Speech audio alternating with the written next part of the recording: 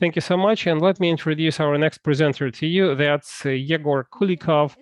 The title of his presentation is the impact of FSH receptor expression on the laying rate.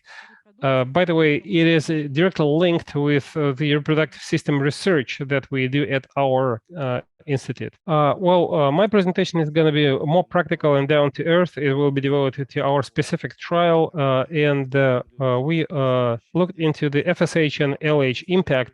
And this presentation will be devoted to the FSH receptors expression and their impact on the laying rates in different flocks.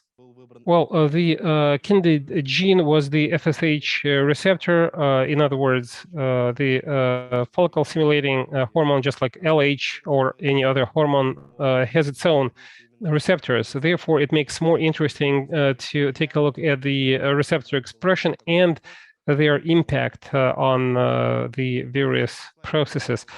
This slide shows the methodology that we followed during the study and the main task. We wanted to identify SNPs that are in the FSHR gene and their impact on the productivity. We also wanted to link it with the gene expression. For instance, SNP means some changes, and we wanted to see the consequences of such changes. I hope that in a year I'll be able to share with you the results on the gene expression, but right now we wanted to link the expression with the productivity. We used the TechMan methodology. We had the quencher and the primer, and to reduce the temperature on the probes, we used the fluorescent marker to reduce the temperature. We used the primer to annealing, so we identified the lineages that we were interested in the genome database, and then we identified the candidate genes such as exons, neutrons, and the we took a look at the two neutronic SNPs, and at the very end, I'll talk to you about the exon SNPs. Quality control was quite significant, and I simultaneously like and don't dislike working with chick bloods because the DNA sample is huge, but it's in the red blood cells, therefore it could be contaminated. We developed methodologies for animals, and for instance, we use only 20 microliters of blood and diluted it in the cell line.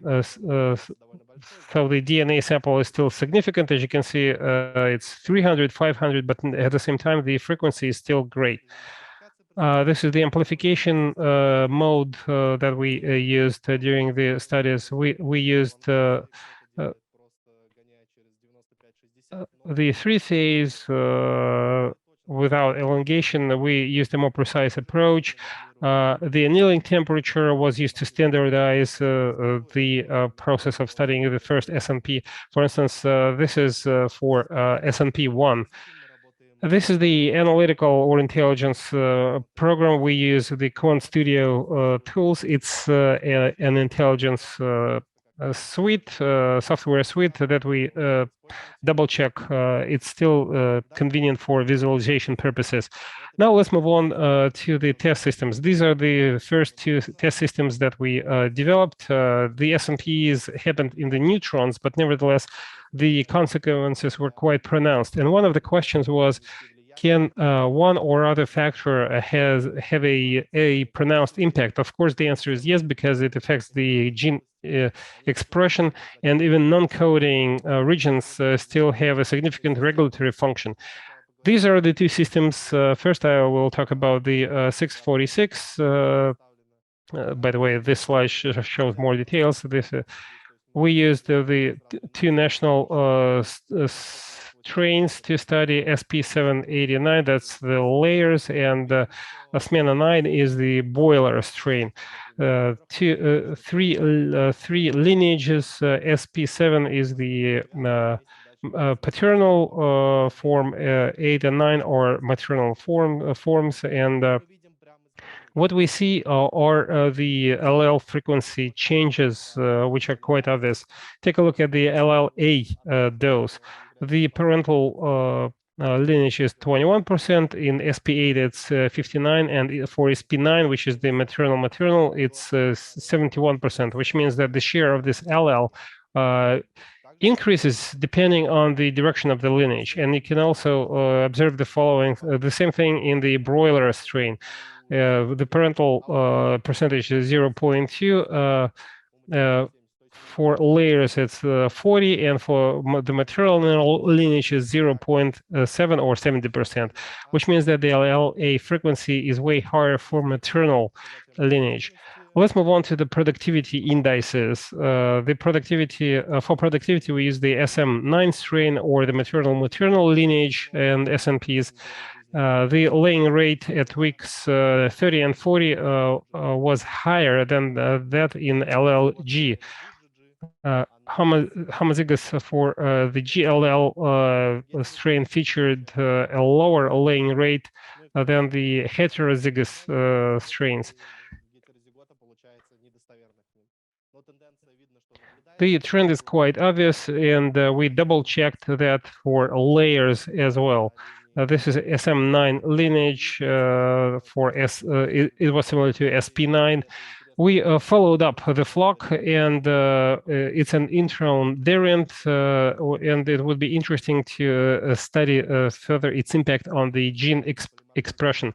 Let's move on to the next SNP. It's an intron version, and it's an intron variant. And the genotype range is basically the same, SM9, and the head count was 91. The breakdown is 45 to 55, so it's almost equal.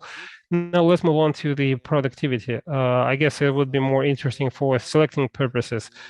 The best genotype is the heterozygous TA, but AA is still better than TT, and that gives further food for thought.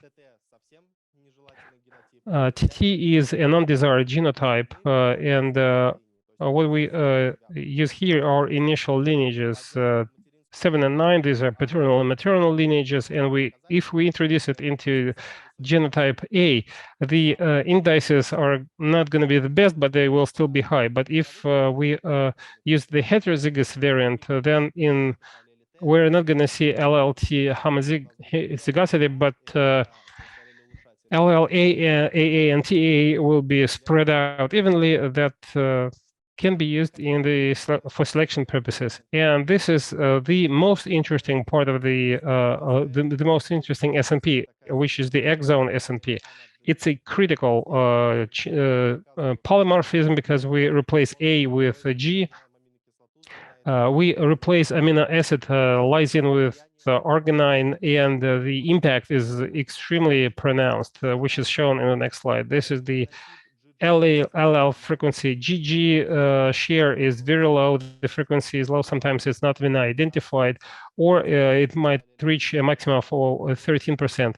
And the GLL frequency is usually lower than 13%.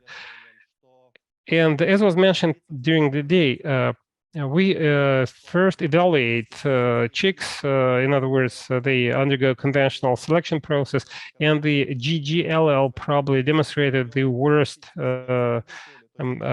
characteristics, and such birds were culled. But it would be interesting to run another study on that and compare the pre-evaluation and post-evaluation birds. These are the layer strain, parental lineage, SP7, and let's move on to the productivity indices. There is a huge difference, LLA, that accounted for for most of the flock. The laying rate, I don't recall the age of the layers, but I cannot give you the figure off the top of my head. The laying rate was significantly higher. It's 103 and 104 for heterozygous alleles. So replacing amino acid has a huge impact on the laying rate. Overall, we need to take a look at the various negative factors of such SNP, and I guess such polymorphism studies will provide the experts with additional benefits. These are the main advantages of the genome-based selection because, well, one of them is we can study male chicks and call them immediately. The same holds true for layers, whether we can speed up the selection process significantly. The primary selection can be done much earlier, and that means that you won't have to waste your money and effort on growing birds with undesirable genotypes. And independent evaluation is another advantage.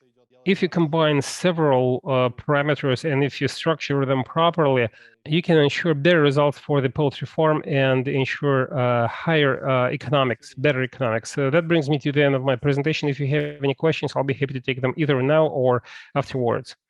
In that case, thanks so much for your attention.